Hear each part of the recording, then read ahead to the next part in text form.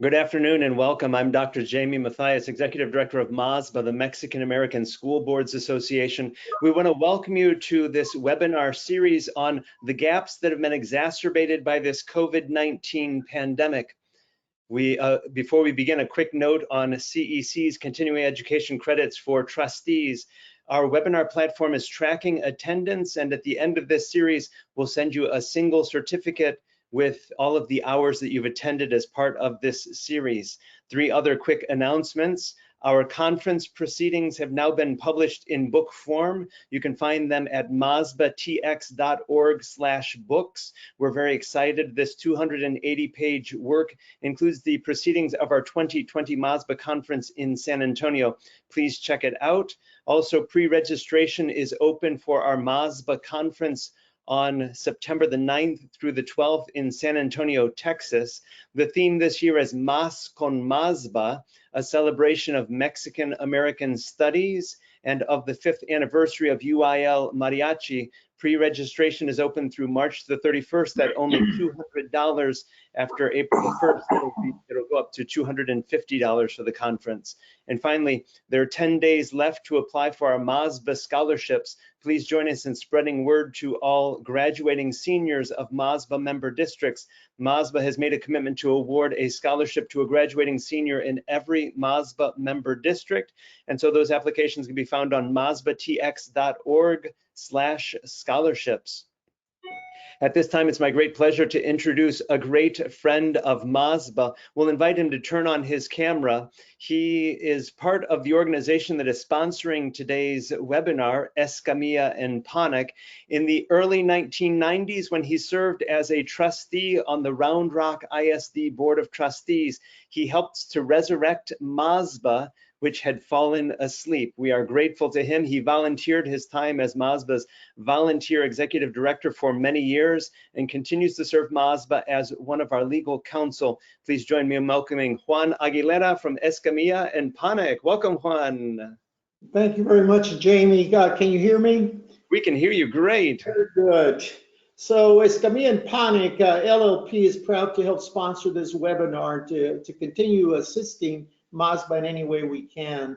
The firm has provided assistance to MASBA, as Dr. Mathias has said, since its rebirth in the early 1990s, with financial, legal, and even some office space for many years for the organization, and to continue to help MASBA so it could be able to meet all its current endeavors.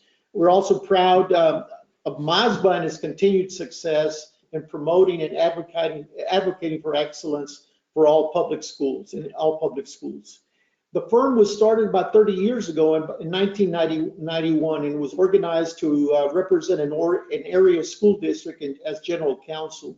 The firm has evolved into serving many school districts as general counsel and continues to serve as a school law firm. However, the firm, since I came on board about 20 years ago, a little over 20 years ago, we've now started doing public finance. So over 20 years, we've been doing public finance, and we provide public finance for school districts, counties, cities, and so forth, which is a service that is provided only by a handful of minority firms.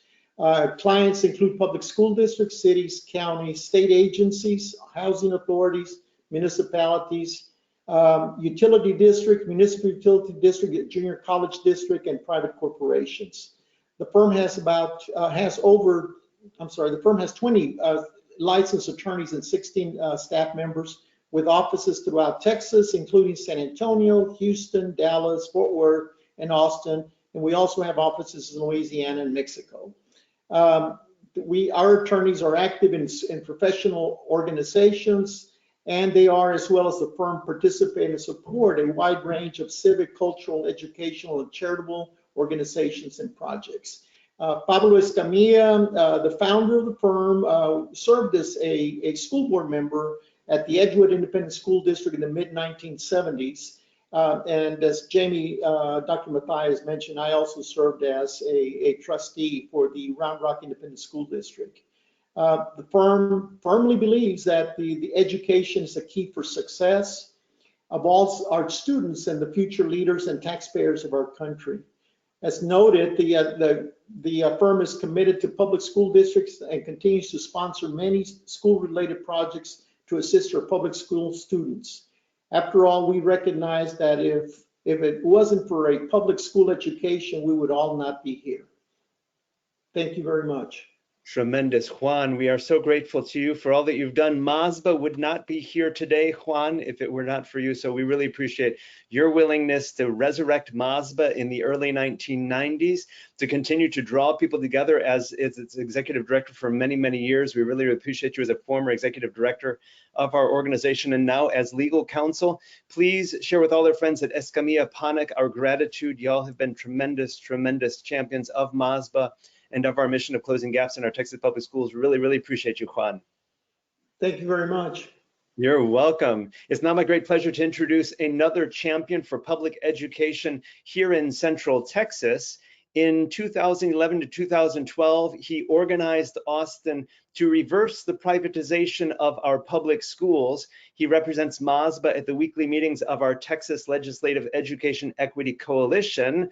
Please join me in welcoming Vincent Tovar, our MASBA Associate Executive Director. Welcome, Vincent. It's great to be here. Thanks for having me, Dr. Matthias. Vincent, we are excited about today's theme. I'll let you introduce our panelists. Absolutely. We have an all-star cast. From IDRA, we have a handful of leaders and champions for public education and public schools. We have Ana Ramon. We also have Thomas Marshall, who is here to join us.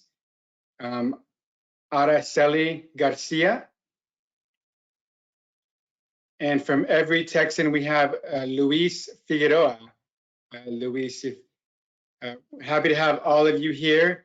And yeah, maybe Ana, Thomas, Araceli, Luis, maybe we'll start with you, Ana, if you would like to introduce yourself and exactly what you do with IDRA. Yes. Thank you so much, Dr. Matthias and Vincent, for allowing us to come and present today at MASBA. My name is Ana Ramon. I'm the Deputy Director of Advocacy at IDRA. I don't have a traditional background in education policy like most of my colleagues at IDRA, but this is my 5th legislative session. I worked for former school board member and Representative Joe Farias out of Bexar County of San Antonio before he retired. Then I worked at the House Democratic Campaign Committee as the executive director there. After that, I worked for Chairman Garnett Coleman out of Houston as the executive director of the Legislative Study Group. And then most recently, before joining IDRA's team, I was the executive director of the Texas Senate Democratic Caucus and got to work with 12 wonderful senators. And most close to my heart was former and now retired Senator Jose Rodriguez. So very excited to be here. And if it's all right with you, Vincent, I would love to introduce our team and have them introduce themselves and then kick it over to Luis if that works. Absolutely. And maybe for our audience who might not be familiar with IDRA and what it's for and what it does, you could give a little bit of background as well in that regard. Absolutely. IDRA was started in 1973 by, as many of you are familiar with, Dr. Jose Cardenas. He at the time thought that in a couple of months he could fix the very now like long-term topic of school finance. So IDRA's heart and efforts are really cored in protecting the school finance system and equity in particular. And since then, we have grown our mission quite greatly, and it's really exciting to see our growth. Our policy work is really centered around school to prison pipeline, keeping public and public education, school finance equity, and also making sure that districts have the best standing and health that's possible to them. So really excited to share our policy work, and even during this legislative session that policy work has grown, right? And we'll talk about some of that today around digital divide issues, student engagement, family engagement issues that are coming up during the legislative session. And we're also really excited to share that IDRA is, yes, part policy, but we also have a research team, we have an education practice team, and we work holistically together on education and really touching it in all the different realms. As many of you do in your home districts, and making sure that when you're looking at education and education policy and practice, that it's holistic and has all of the moving parts and components. So really appreciative to provide that information from IDRA's perspective, and really looking to be a resource for MASBA and the wonderful work that you and your members do. Awesome, thank you. And feel free to introduce your team of All-Stars. My all-star team. I would love for Araceli to come off mute and introduce ourselves and introduce herself, and then we'll kick it over to Christina. Hi everyone, my name is Araceli Garcia. I use she, her pronouns. I'm a recent graduate from Stanford University, and I'm glad to be back in my hometown of San Antonio and working on education policy issues that support equity in our state. I am a product of public education here in San Antonio, so these are obviously issues that are very important to me. And this year I'm working with IDRA as an education policy fellow, working on issues related to immigrant students as well as English learner students, or as we prefer to call them at IDRA, emergent bilingual students, to really touch on the assets that these students bring into the classroom with their potential for bilingualism. So we'll get into that a little bit later as part of our presentation when I let y'all know about some of the issues we're working on at the legislature around emergent bilingual students. But thank you all for having us. Wonderful, thank you, Araceli. Christina? Hi everyone, I know I'm having some technical difficulties, so you may not be able to see my camera, but I'm Christina Munoz. I'm also another education policy fellow with IDRA during the legislative session this year. I am also a graduate student at the University of Texas at Austin, studying quantitative methods within educational psychology. So I bring that kind of background to my research and advocacy work here with IDRA. Most of my work and research has centered around student engagement issues and digital divide issues that really intersect with Thomas's work. And so I'm really excited to be here in this space with you all. Thank you again for inviting us. So I can kick it over to Thomas. All right, everyone. Good morning. Good morning, afternoon. Good afternoon now. My name is Thomas Marshall. I am a University of Houston graduate student.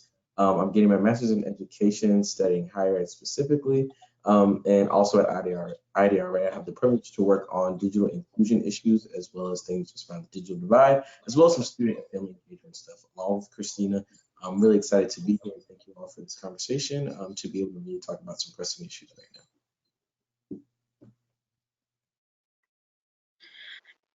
And now I'll kick it over to who is an honorary, I think, IDRA staffer sometimes, as he helps us, to our wonderful friend, Luis. Thanks, Ana. It's good to be here. I'm Luis Figueroa. I'm a legislative and policy director at Every Texan. You may recognize us by our old name, Center for Public Policy Priorities. But Every Texan strives to ensure that all Texans, every Texan, are financially secure, educated, and healthy. We do this by advocating for policies that are social justice oriented. We believe that social justice begins with policy. And so we've been advocates at the state and local and federal levels on policies related to health and education and financial security. So really glad to be here. I had the privilege of working with Ana over the years at the Capitol. I've worked also for Senator Rodriguez for a while. And for many years, I was the legislative staff attorney for the Mexican American Legal Defense and Educational Fund from 2004 to 2009. So it's always an honor to work with IDRA and MASBA, great friends, and commitment to serving the children of our state. So appreciate to be here.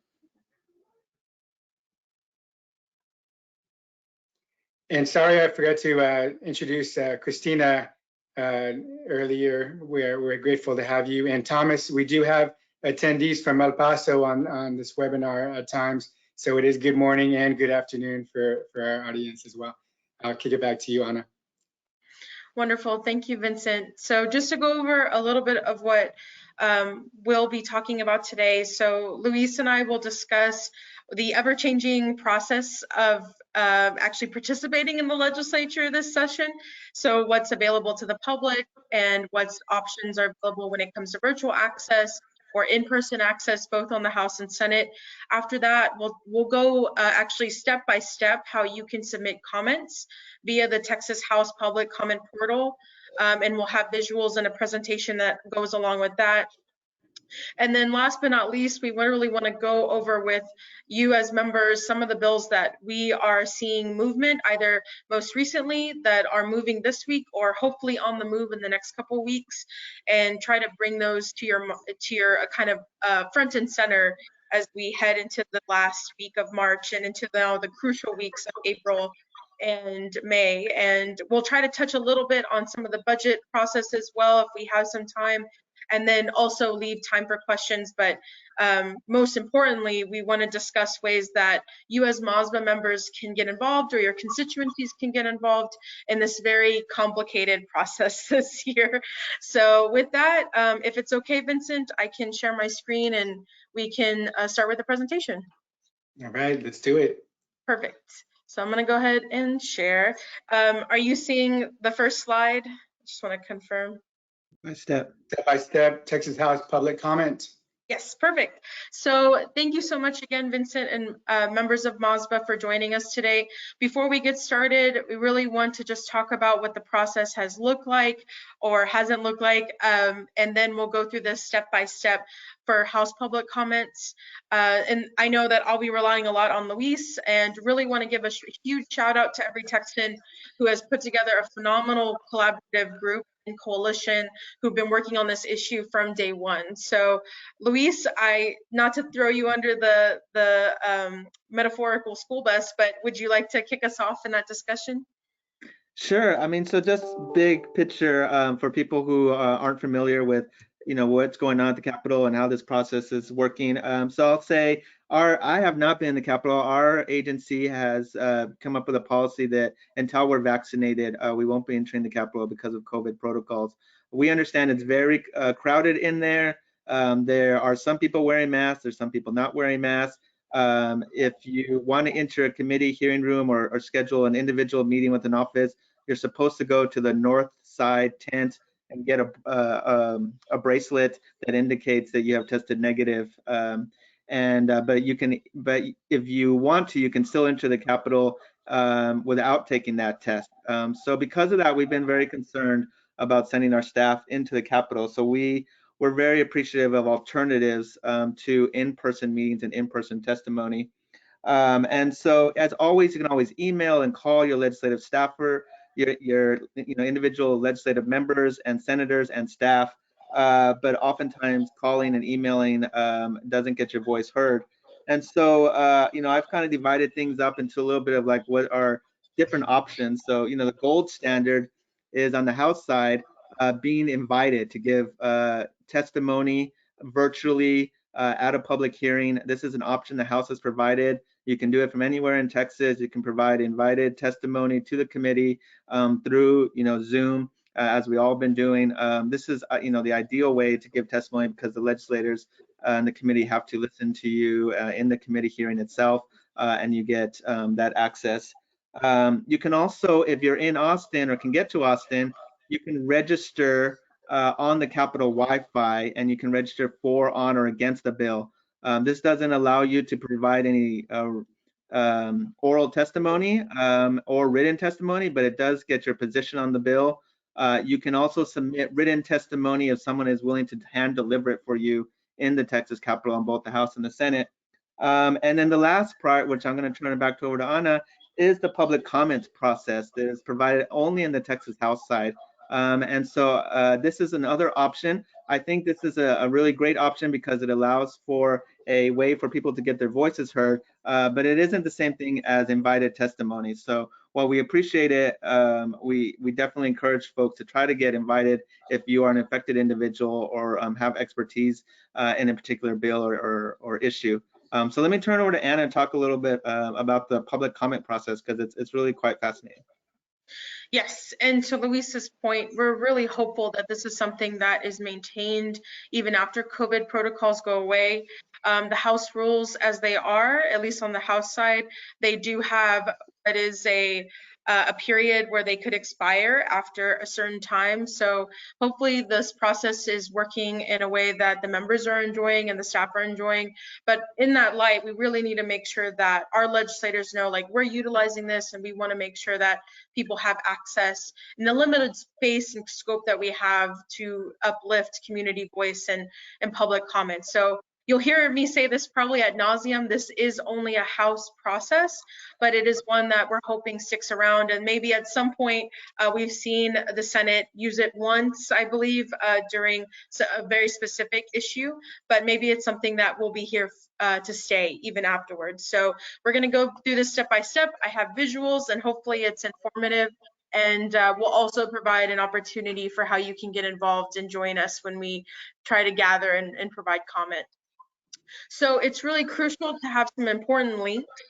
If you do not know where to find some of these, we're really happy to show you. But first and foremost, there is a weekly calendar that shows all of the hearings, both on the House and the Senate side. If you're following, for example, we follow public education, both on the House and the Senate. We follow Ways and Means, where bills around tax issues that could, unfortunately hurt how much money goes into the school finance system arise. We even had a bill that was actually a pro-charter bill show up in land and resource management. So it's really good to know what's going on for the week, both on the House and the Senate side, and really want to emphasize using that as a really helpful resource. And then where you're actually going to be able to find the link for these portals or how you can actually access the link to these portals will always be on every committee hearing notice. This is complicated, and that's why we're hoping to show you kind of step by step how to go through it. But this is something that we will be providing to Vincent and to Dr. Mathias afterwards, so you'll have access to all these links. And last but not least, right, is the portal itself. There is a general portal link out there. However, if you're wanting to send comments to the specific hearing for those committee members, it's really important to try to find that portal link on the actual committee hearing notice. So like I said, this is the first process of finding that information. Unfortunately, it's not very easy to track down, but that's why you have organizations like MASBA and myself and Luis at Every Texan that really are trying to help mitigate those gaps. So we'll be happy to share these links with you guys after the hearing and also this step-by-step process. So when somebody sends or submits public comment, who receives it? Who are all the people that receive that? We will definitely get to that. The hearing notice, yes, and when you send public comments, the comments will only go to the members on that committee. So if you send comments to the public education committee and the House side, it will only go to those committee members. There is a place where all of these comments are posted online, but it's pretty hard to find, and we're happy to share that link as well. But yes, that's a great clarifying question, and I'll reiterate it because it's important to note. But yes, so at the bottom of the hearing notice, that second tab that we showed you, you're going to find circled in red. That is the link. While it doesn't look like a hyperlink, it is a hyperlink. You can click on it and we'll take you directly to the comment portal. So again, a little complicated, but something that it's important to point out and where you can find this information. After that, it's really crucial that you fill out every portion or your comments will not be able to be posted. So the first part of the section talks about the acknowledgement and making sure that you acknowledge that you're a Texas resident, that you're submitting this specific to their rules and what they want to make sure that they're affirming, and then affirming that the public comments are true and acknowledged and you're not submitting false information, etc. This is an interesting change. So you do have to affirm you live in Texas. Not that we would imagine a lot of people outside are submitting comments, but this has been something that of note, and you have to click that button to move on to the next section. So just don't forego the box, click the box, and make sure that that's your first step when you're submitting comments. This is really crucial. I would say besides the comments themselves, this is a very, very important part. What we have learned from staff themselves and talking to staff members, how they're interacting with the public comment portal, they really see it as a way to talk to their constituent, right? So while organizations like IDRA and Every Texan can submit comments, and it's helpful, what they're actually asking Ledge Council to do, or the legislative body to do, is actually let them know who from their district is submitting comments. And those are the ones that they will prioritize, right? So say, you know, you're submitting comments to Representative Bernal, for example, or you're submitting comments to all of the Public Education Committee. If you're from San Antonio, your comments will go directly to the Representative Bernal staff, right, who represents San Antonio if you're from that district. So that's really crucial to note, right? So as individual school board members, as individual administrators, right, in your ISDs and your LEAs, this is something that's going to be very important to make sure that you're connected directly to your legislature when you submit your comments. So please fill this out to the best of your ability. And if you are part of an organization, it never hurts to include it. It's not mandatory. So say, you know, you're submitting comments as, you know, a school board member from XISD, and you want to add that you're a member of MASBA. That could be a wonderful way to show unity around an issue and really emphasize MASBA is watching this to the committee clerk and the committee members who are watching these comments and looking at them. But we have heard that it's fairly useful and that members are using and watching and reading the comments.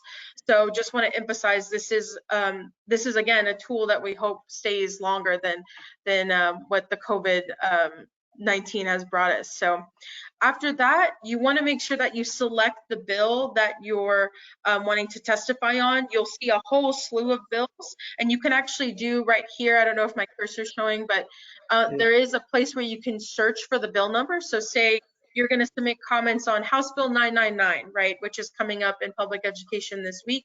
You can search House Bill 999, it'll take you there, and you can select that. The select button will actually change the color, and all the other bills will go away. So you'll know that you are commenting on that specific bill. And after that, we'll go to the next spot, but this is something that, again, a crucial step. You want to make sure that you select the correct bill number when you're looking to submit comments and help, you know, make sure that your community voice is shared during the process. So this comes to the next crucial part, and we'll talk about some tips when it comes to writing testimony. In this part, you have 3,000 characters to share your concerns or your or your perspective on a bill. If you would like, there's no, in a traditional sense, if some of you have testified during hearings, you know that you would say, my name is so-and-so, I represent, you know, this school board, and I'm for this bill, on this bill, or against this bill. There is nothing within the first part to say or share what your position is. So your comments are so crucial in making sure that you're saying what your concerns are or what you're in favor are, because this is the only space where you'll be able to share what your position on the bill is. So this is that crucial part. You do have 3,000 characters, as I mentioned. Those 3,000 characters do include spaces and punctuation, so it is not 3,000 words.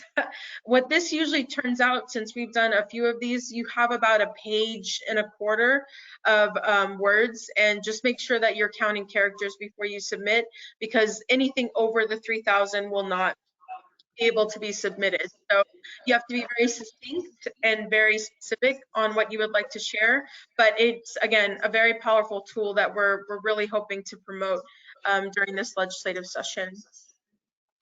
No attachments. No attachments. That's a really important point to make.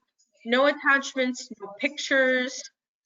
This is something, it's all one way, right? And to speak to that, this, again, in nauseam, the process itself is only a House process.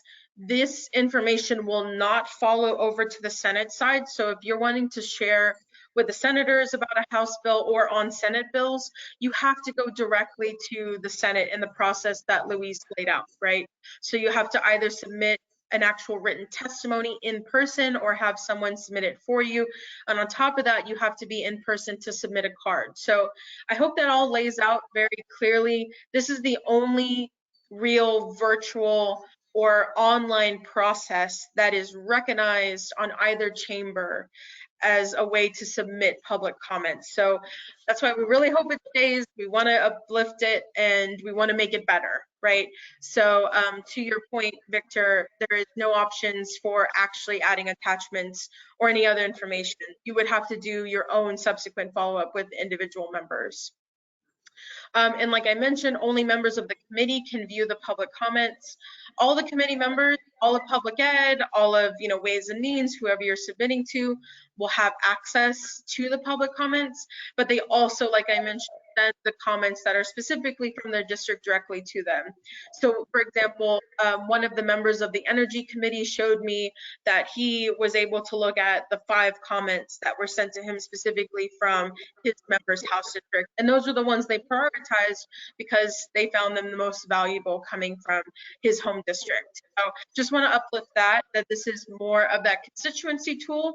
It's great to add information and say what organization you're with, but having that constituency tie, which a lot of you do with your elected officials in your home districts, is chef's kiss. It's really the 5-star, the gold star standard.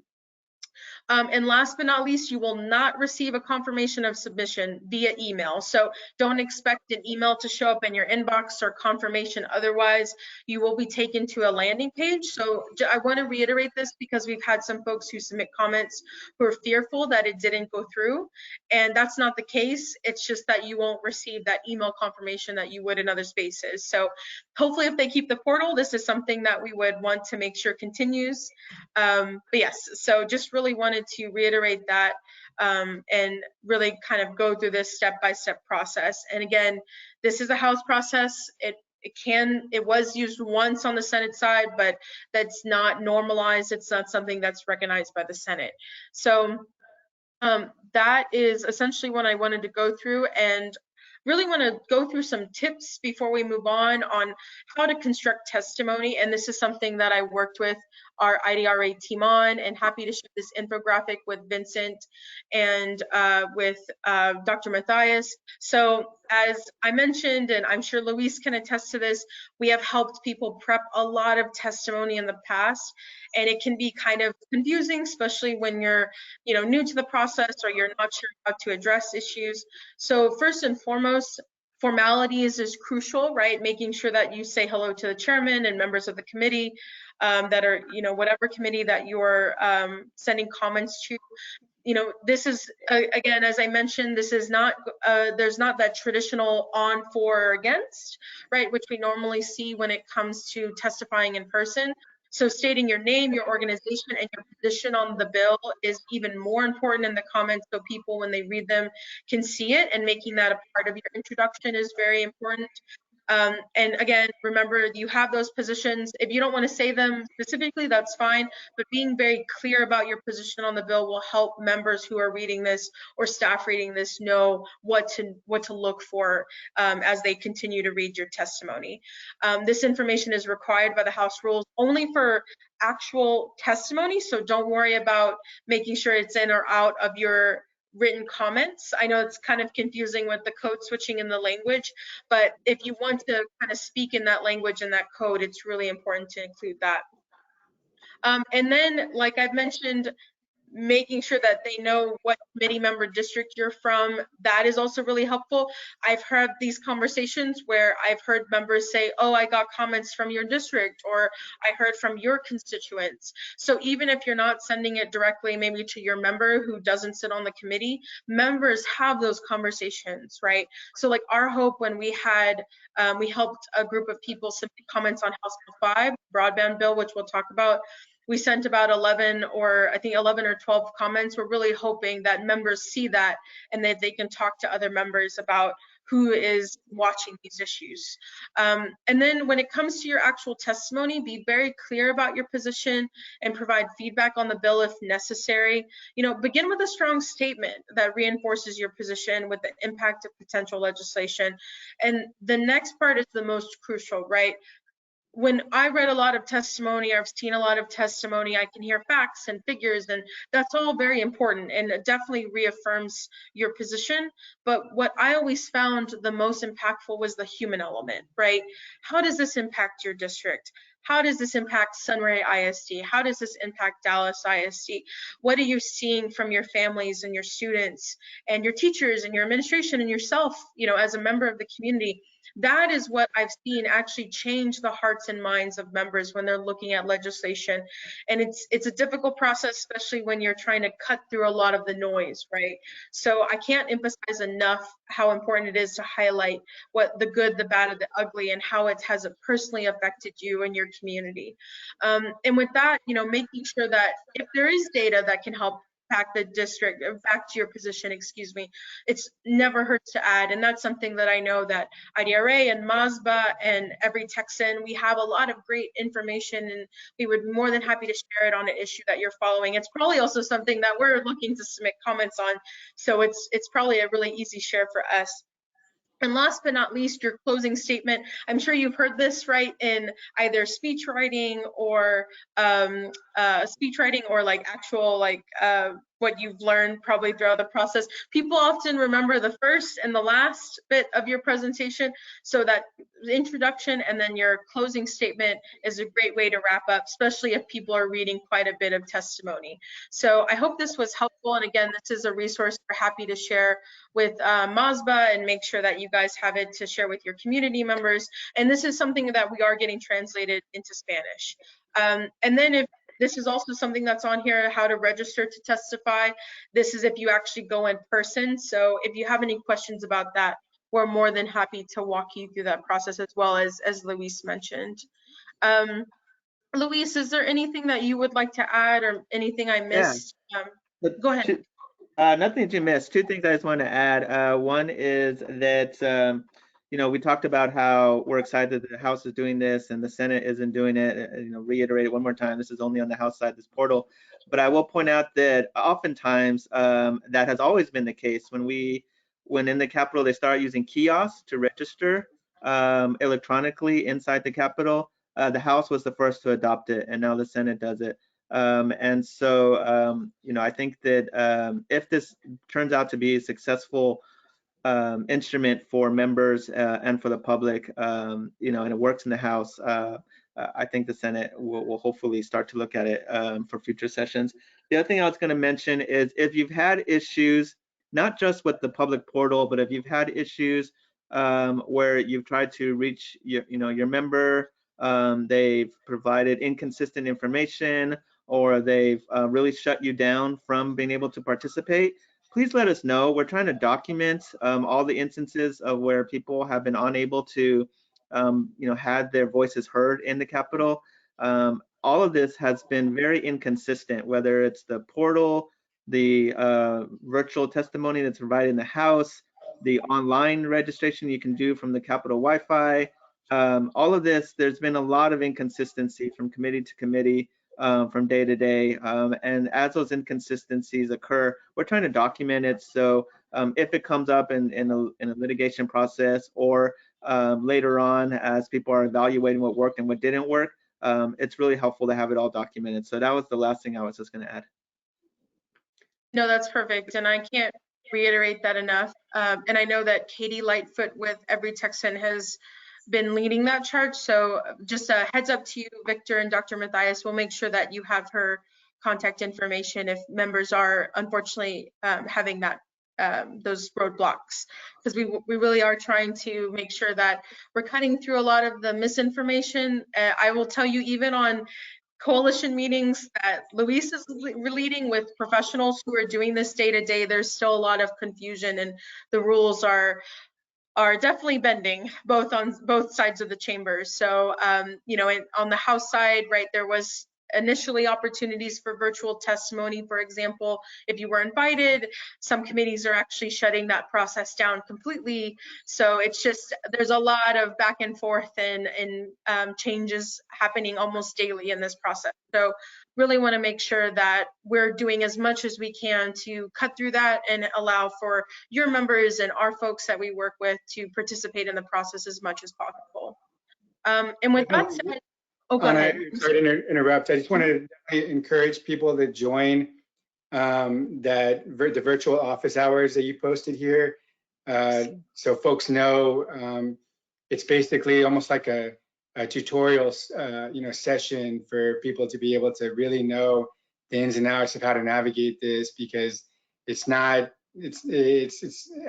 being new, there's a learning curve, and especially for our communities to be able to feel like this is for them, to be able to access it and have their voice heard. We want to make sure that everybody has the ability to figure out how to have their voice heard, and also share that information with their communities.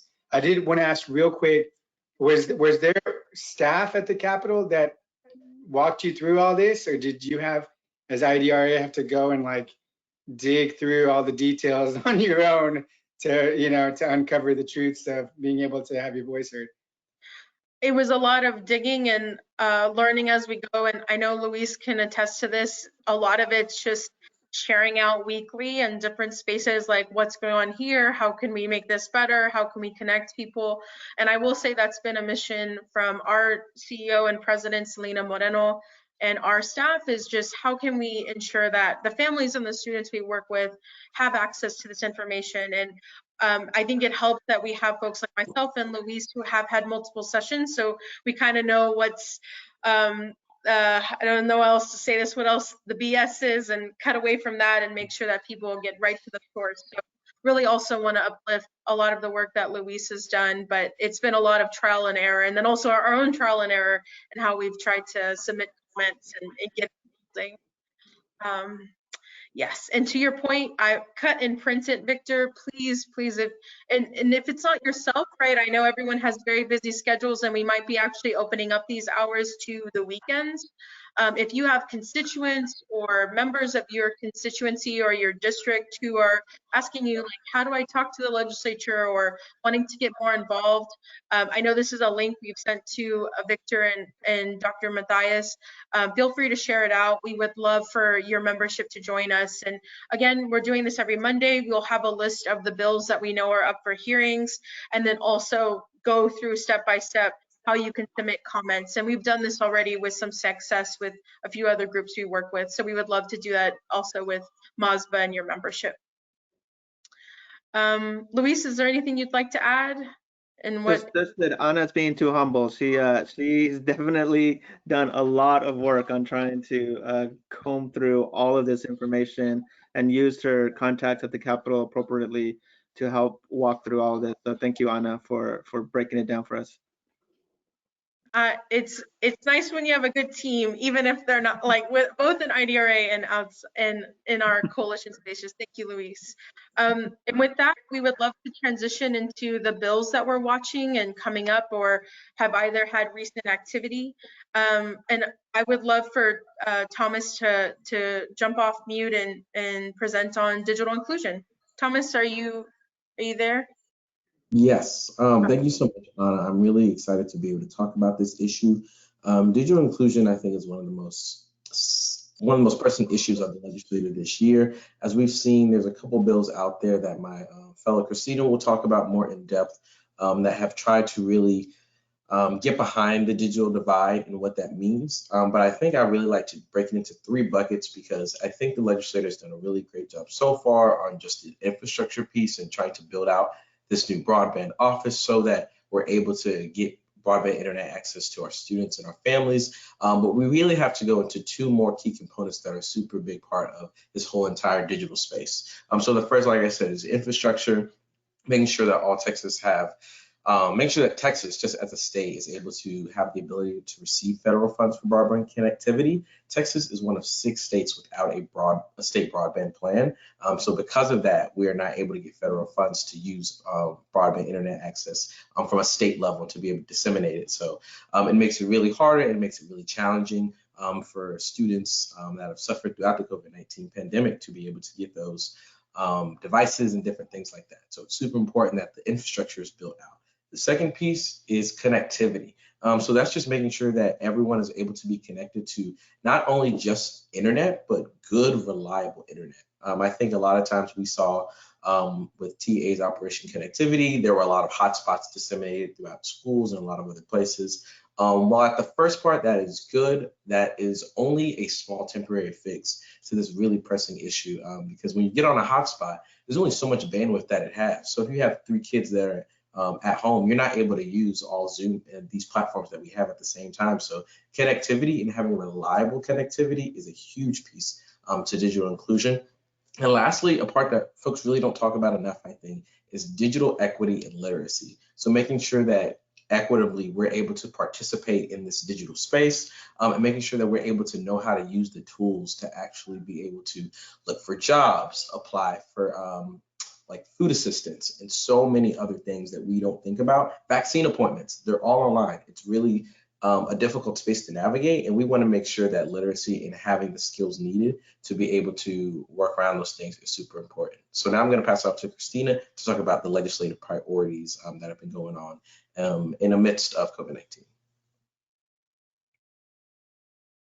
Thank you, Thomas, for outlining those really critical components of digital inclusion and our work on that front. So as a fellow, as I mentioned before, a lot of my research and advocacy work really focuses on ensuring an equitable response to COVID-19 from the educational perspective.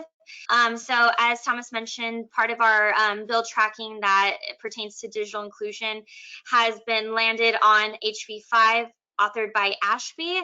This has been a big moving ship in the last couple of weeks here. So HB 5 is again relating to the expansion of broadband services to certain areas. In our research and in our conversations with key stakeholders, not only community members, but those a part of Digital Inclusion Alliance here in San Antonio, there's still a need for greater consideration for schools and education as a whole in that bill. Additionally, although they're still talking about it kind of narrowing down mapping to decide which areas are really still missing out on access, we are missing there's a disconnect between access and connectivity, and making sure the families that really don't have access, even if infrastructure is in place in that area, they're still getting the necessary resources and assistance to get connected. Another component of my research involving an equitable response to COVID-19 is focused on student mental health and wellness. And listed here, I have 3 bills that have either been heard already. So that, for example, is SB 178 and SB 179, authored by Lucio. SB 179 is also a companion bill to HB 589, authored by Representative Mary Gonzalez. And then the third bill is HB 2287, authored by Sinfonia Thompson, and a companion bill, SB 920, by Senator Powell. So the first 2 bills, SB 178 and SB 179, were considered last week in Senate Public Education Committee. And those 2 bills are very hand in hand. The first one is relating to the employment of a certified school counselor by a school district. So this bill would incrementally reduce student to counselor ratios in Texas public schools, which would reflect a 1 school counselor for every 300 students by the academic year 2029-30. And the second, that's very closely aligned to the kind of the objectives of SB 178 are SB 179 and HB 589 companion bills relating to the use of public school counselors' work time. So this bill would not focus on the ratios, but the work time of our counselors, ensuring that they are allowed up to 80% of their work time to be dedicated to delivering direct counseling service to students. And these bills really do expound upon the fact that student mental health and wellness has been a really big issue that is continuing to grow as students have transitioned to online learning, where their social interactions have been limited, their capacity to kind of engage with their peers, their education, their educators, their teachers, has really altered as their learning environment has again transitioned to this online platform.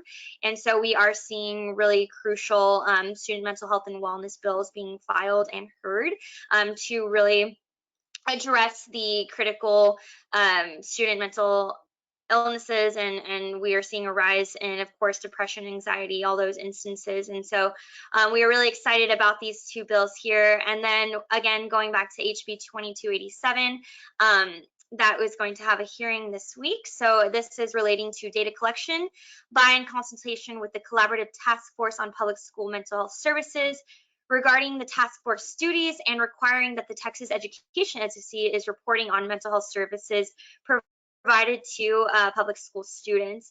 So this again includes type and number of services provided to students disaggregated by school district, campus, grade, and race. From the perspective of mental health advocates and education advocates in this space, we are wanting to include that in that disaggregation, students with the English learner or emergent bilingual designation as well. And as I mentioned, this is scheduled for a House Public Education Committee hearing tomorrow. Wonderful, thank you, Christina. And now I'll pass it over to Araceli. Thank you, Anna. And I'll be talking about, as I mentioned, emergent bilingual students. My colleagues have mentioned bills that they already that they worked on and already have hearings or have had hearings. As I'm sure you all know, as the Mexican American School Board Association, our emergent bilingual students are often overlooked. That's a nice way to put it, I think, by the legislature. So this will have some action that you can take to stay in the loop and to urge our legislators to prioritize these students. As we all know, it's sort of preaching to the choir, but when we talk about learning loss, when we talk about digital divide equity, when we talk about any of these issues, emergent bilingual students often sit at the crux and intersection of a lot of those marginalizations. So we need our legislators to take that into account. Something really important in Texas, 1 in 5 of all Texas public school students are English learners. So this is not a fringe population, it's 20% of all students. And if we look at early education, that percentage grows even more. So to address that, we have SB 560 and HB 2258, they're companions filed by Lucio and Guerra. And that is really to develop a state strategic plan that comprehensively addresses the needs of emergent bilingual students. So that is working with PEA to ensure that they're talking to parents, that they're talking to community members, that they're working in collaboration with all of these important stakeholders to ensure that any strategic plan that they come out with, which is the first one in our state, there's never been a state strategic plan to address this really important population before. And we want to ensure that it's done correctly and with the input of everyone that should be involved in that process. Next, I'll talk about SB 1101 and HB 2256. SB 1101 is filed by Senator Creighton, and the House version is filed again by Bobby Guerra. And this would create a bilingual special education certificate in Texas that would meet the needs of students who sit again at the intersection of those identities.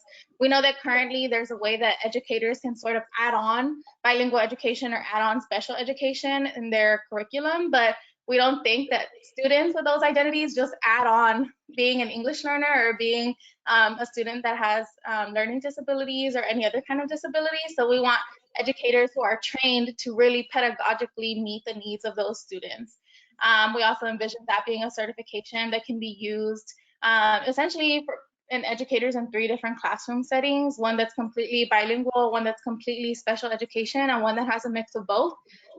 They can also be somebody that's used by the district to ensure that students are accurately being identified into these categories. We know that language development is often something that gets incorrectly classified. Some students, because of a difference in not knowing English, get classified as special needs students when that's not the case. They just don't speak English and vice versa. So we want to make sure that we have people who are trained in recognizing the difference.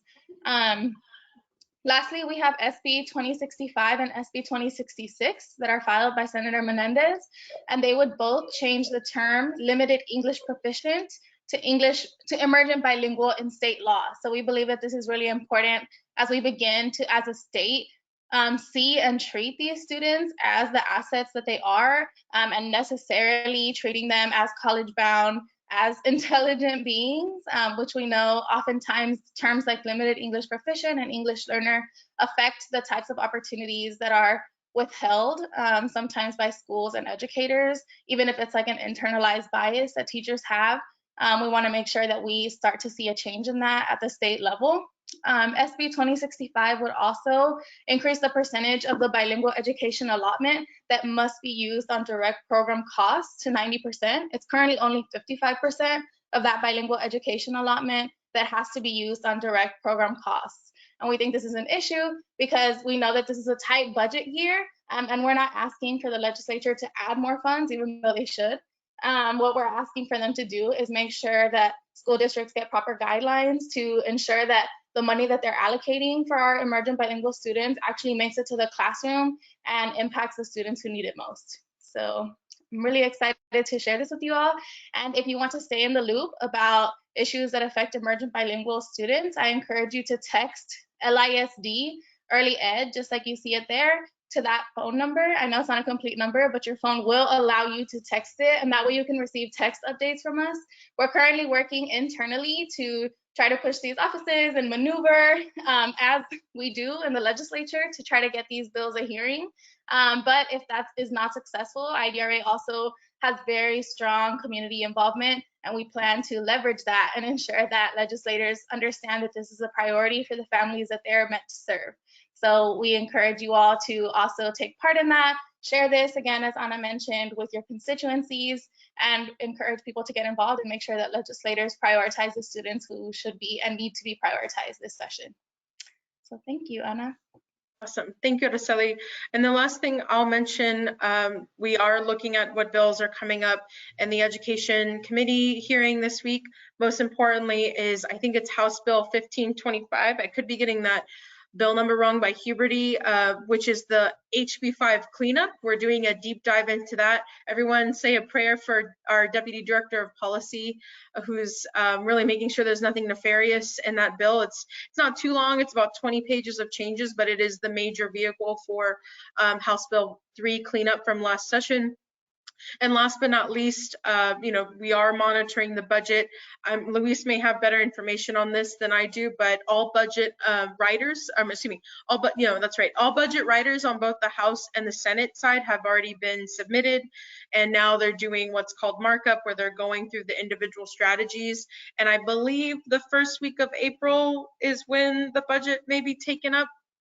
Luis, do you have clarification on that? I don't know. Yes, I think that's what we're hearing as well. Yeah, we'll keep you all in the loop on that. So I appreciate that, Anna. Yeah, it's and as you know, on the House side, there's potential for changes on the floor, less so on the Senate side, where you have to work more in the committees. And with that ends our presentation, and we would be more than happy to take any questions that your membership have, but really want to give a sincere thanks again to MASBA and Victor and Dr. Matthias for allowing us to share this process and some opportunities, and also the bills that we're monitoring and that are coming up or moving in the next couple of weeks.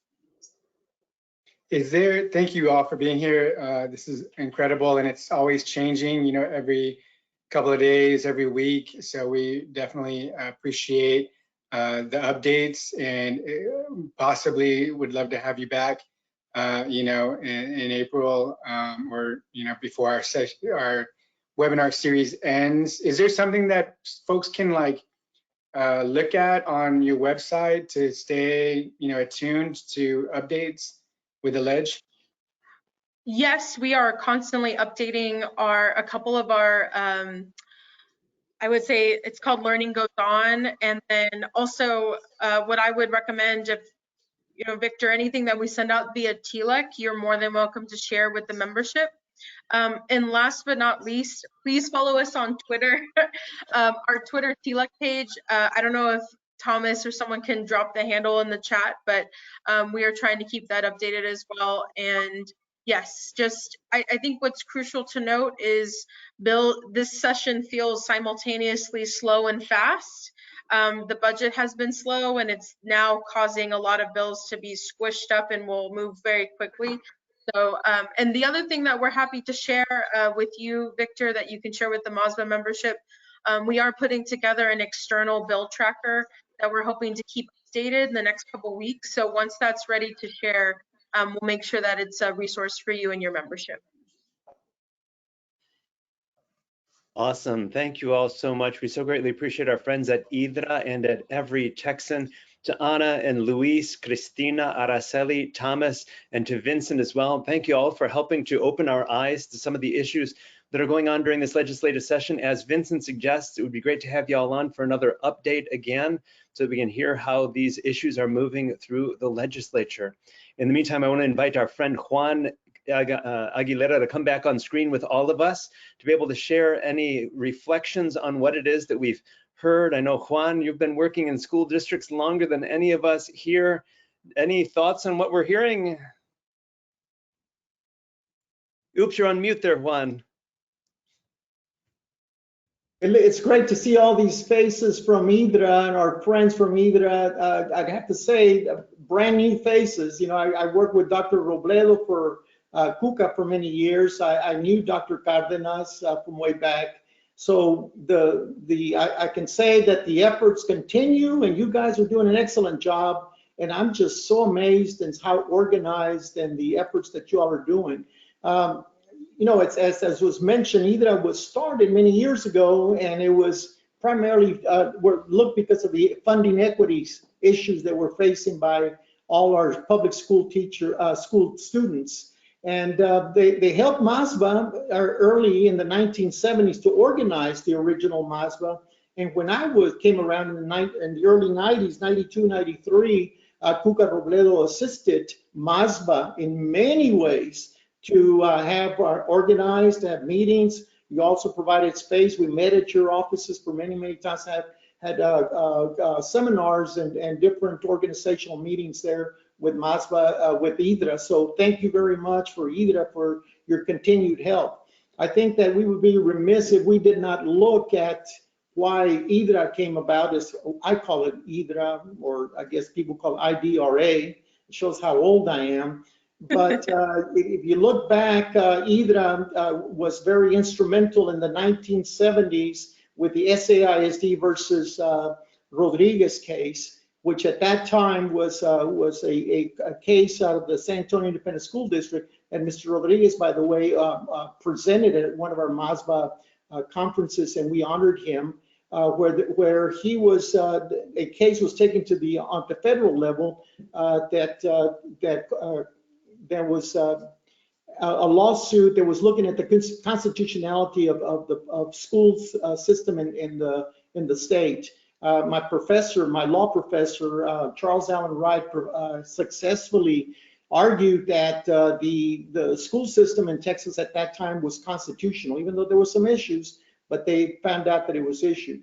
IDRA came around and helped in 1984 with the Edgewood v. Kirby case, which was also instrumental in if you look at public education. At that time, my friend Jimmy Vasquez, who was the superintendent at Edgewood, I remember him saying that 1 penny of taxes, and listen to this, Jamie, 1 penny of taxes in Edgewood would bring in $39,000. Can you imagine trying to run a school district with 1 penny bringing in $39,000 worth of monies?